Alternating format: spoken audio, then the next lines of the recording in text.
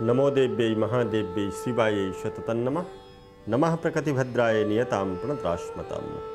प्यारे मित्रों, जय श्री राम, जय माता दी। मित्रों, आज हम चर्चा करें, भगवान ने विष्णु ने एक अवतार धारण किया जिसको कहते हैं मत्स्य अवतार, अर्थात मछली का अवतार।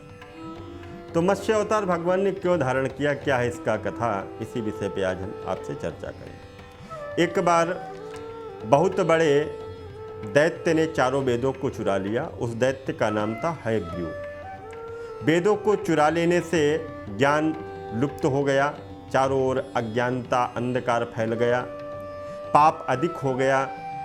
भगवान विष्णु ने मत्स्य रूप धारण करके हयग्रीव का उद्धार किया और वेदों की रचना की। वेदों की रक्षा करने के लिए भगवान ने ये अवतार धारण किया।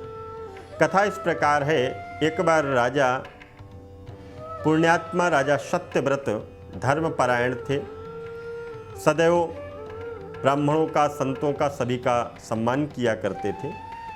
एक बार यह राजा कृतमाला नदी में स्नान कर रहे थे। स्नान करने के बाद इन्होंने जल को अपनी अंजलि में लिया और अंजलि में लेकर के एक छोटी सी मछली आ गई उसी अंजलि में। उस मछली ने राजा से कहा, हे राजन, मुझे आप इसमें मत छोड़ना क्योंकि इसमें बड़े जंतु हैं और मुझको खा जाएंगे। राजा ने उस छोटी सी मछली को अपने कमंडलू में रखा और मछली राजा से बोली कि हे राजन, मुझको आप और कहीं ले चलिए, वहाँ पर मैं रह लूँगी। राजा के मन में दया आ गई, उदारता आ गई, क्योंकि धर्मपरायण थे, भगवान के भक्त थे। उस मछली को उन्होंने कमंडलू में धारण किया, रखा और कमंडलू को रात में उन्होंने रख दिया अपने घर पे। अब कमंडलू में मछली को दिक्कत होने लगी, तब उसने राजा से कहा, हे राजन, इस कमंडलू में मुझको बड़ी दिक्कत हो रही है, अब इस कमंडलू से मुझको आप बाहर निकालिए।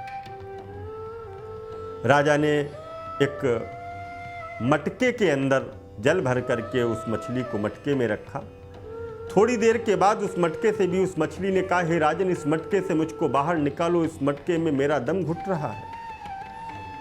इसके बाद में राजा ने उस मछली को एक सरोवर में डाला।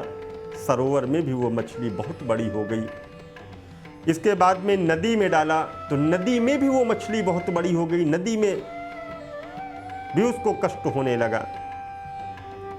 इसके उपरांत समुद्र में डलवा दिया और समुद्र में जब डाला गया उस मछली को तो समुद्र भी छोटा पड़ने लगा उस मछली के आकार से।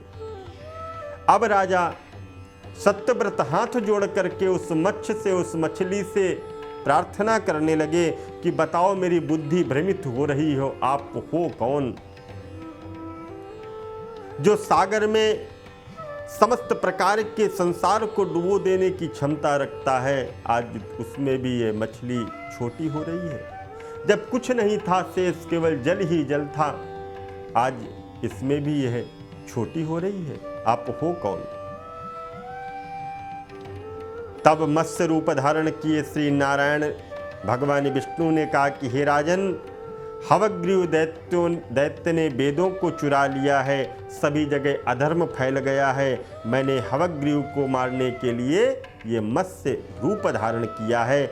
आज से 7वें दिन पूरी पृथ्वी पानी में डूब जाएगी, कुछ नहीं बचेगा, जल ही जल होगा।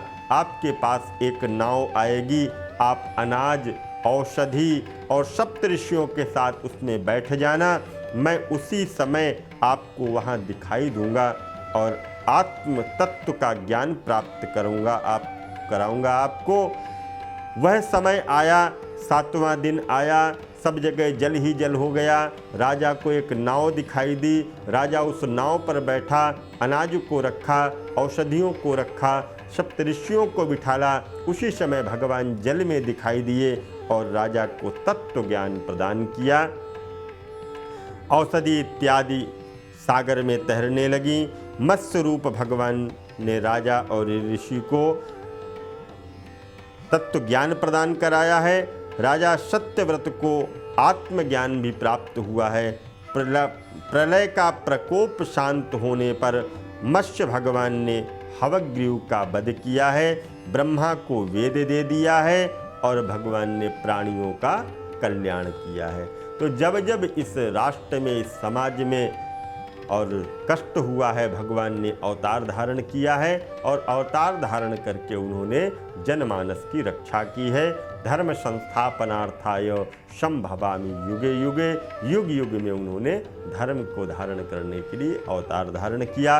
कहीं मत्स्य, कहीं कूर्म, कभी बाराह, कभी धन्वंतर, कभी हवग्रीव, ऐसे स्वरूपों को भगवान ने धारण किया है। और इसी के साथ आगे की कथा में हम पुनः प्रवेश करेंगे, आगे के प्रसंगों को आपको सुनाएंगे, नए वीडियो लेकर के आएंगे। तब तक के लिए दीजिए इजाज़त।